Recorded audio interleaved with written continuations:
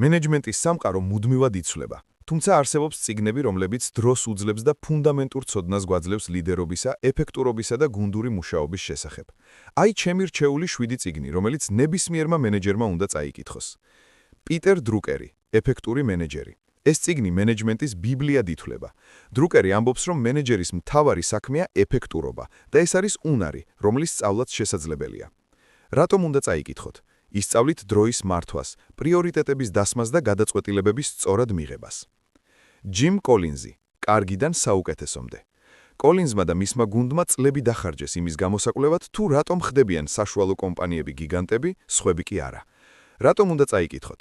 გაიგებთ მეხუთე დონის ლიდერობის ფენომენს და იმას, თუ რამდენად მნიშვნელოვანია ჯერ სწორი ადამიანების შერჩევა და შემდეგ სტრატეგიის დასახვა. ენდრიუ გროუვი, მაღალი ეფექტურობის მენეჯმენტი.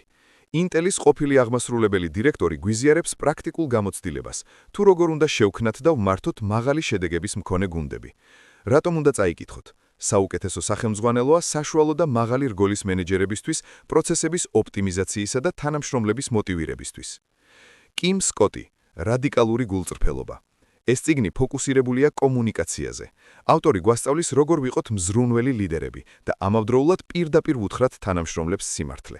ისწავლით ჯანსაღი უკუკავშირის, ფიდბექის მიცემას ისე, რომ არ დააზიანოთ ურთიერთობები და გაზარდოთ გუნდის პროდუქტიულობა. პატრიკი ლანსიონი, გუნდის 5 ნაკლოვანება. წიგნი დაწერილია ბიზნეს იღავის სტილში, რაც მას ძალიან მარტივად წასაკითხს ხდის.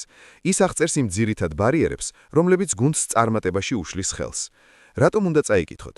გაიგებთ, როგორ ააშენოთ ნდობა, როგორ მართოთ კონფლიქტები და მიაღწიოთ გუნდურ პასუხისმგებლობას.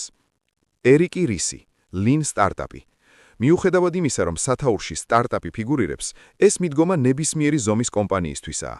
ის ეხება ინოვაციებს და რესურსების გონივრულ გამოყენებას. რატომ უნდა წაიკითხოთ? ისწავლით, როგორ დატესტოთ იდეების სწრაფად და ნაკლები დანახარჯებით მუდმივად ცვალებად გარემოში. და მე-7, დანიელი პინკი, დრაივი. პინკი ამსხრევს მითს იმაზე, რომ ადამიანებს მხოლოდ ფულით ვასტიმულირებთ. ის გამოხევს მოტივაციის 3 სვეტს: ავტონომია, ოსტატობა და მიზანი.